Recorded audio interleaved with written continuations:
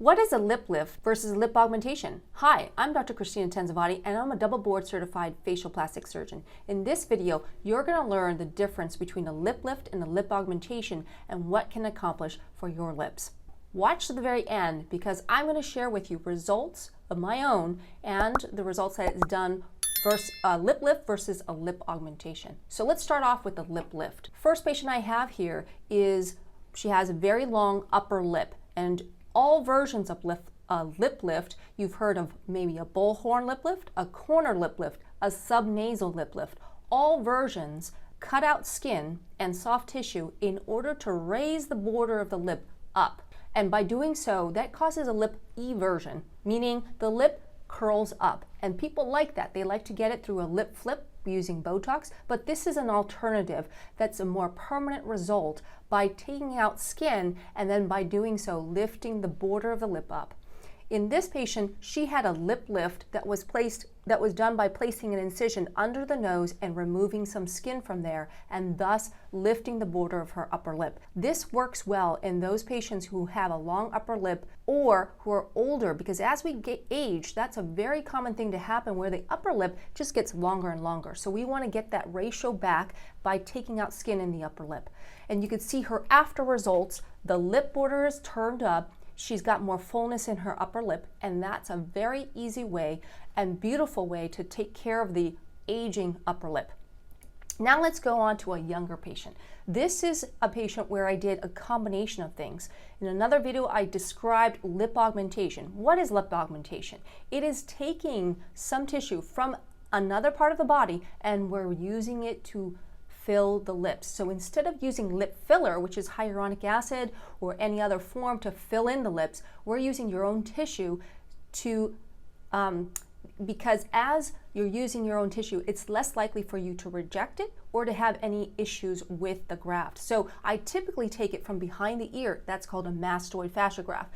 When I do it with a facelift, it's called a SMAS graft. Either way, we're using very robust, healthy tissue that we can fill the lips in with, and it can give very beautiful and natural looking results. So you can see in her after results, the lips are more full. You've got a slight eversion, but not quite the eversion that you saw in the first patient. The other thing that I did with this patient is I did a corner lip lift. And in a corner lip lift, the incision is placed at the outside border of the upper lip, and the incision I'm going to draw here so you could see is right all along the outside border, and by taking that little bit of skin, it curls that lateral border of the upper lip up. And for those who are younger, they want more full upper lips, that's a great way to do this, and very subtle but very natural looking results without needing to use fillers, and a more permanent result for your lips.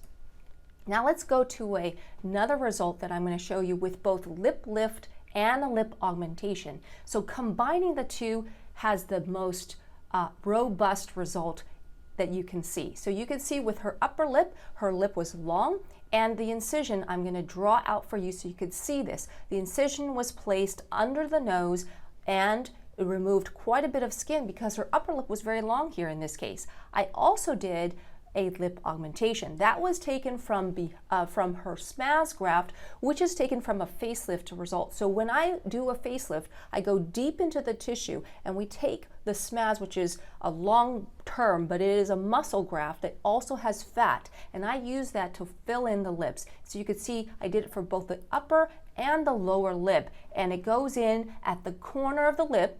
I make an incision on the inside, and then I place the graft and I arc it right inside the lip itself, and you can see that it looks natural and it does not look like she had any filler. It looks very natural, like it's her own lips, but that's because that's the beauty of using your own tissue. And you can see the incision on this after result and where it's placed right under the nose, but it's very hard to notice that incision. All right, last patient. Here's another great example of a lip lift, lip augmentation that can give beautiful results, very natural looking and more permanent.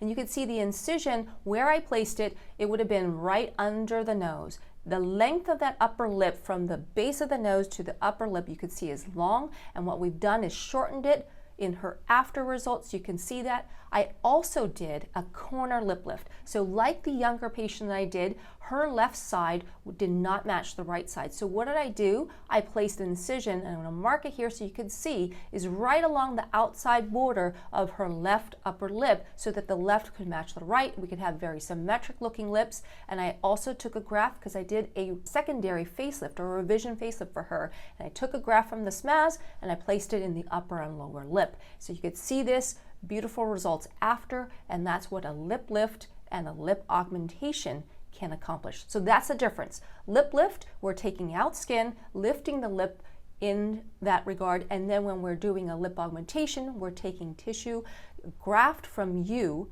donor, putting it into the upper lip and lower lip to provide volume to the lips. All right, there you have it. That's the difference between a lip lift and a lip augmentation.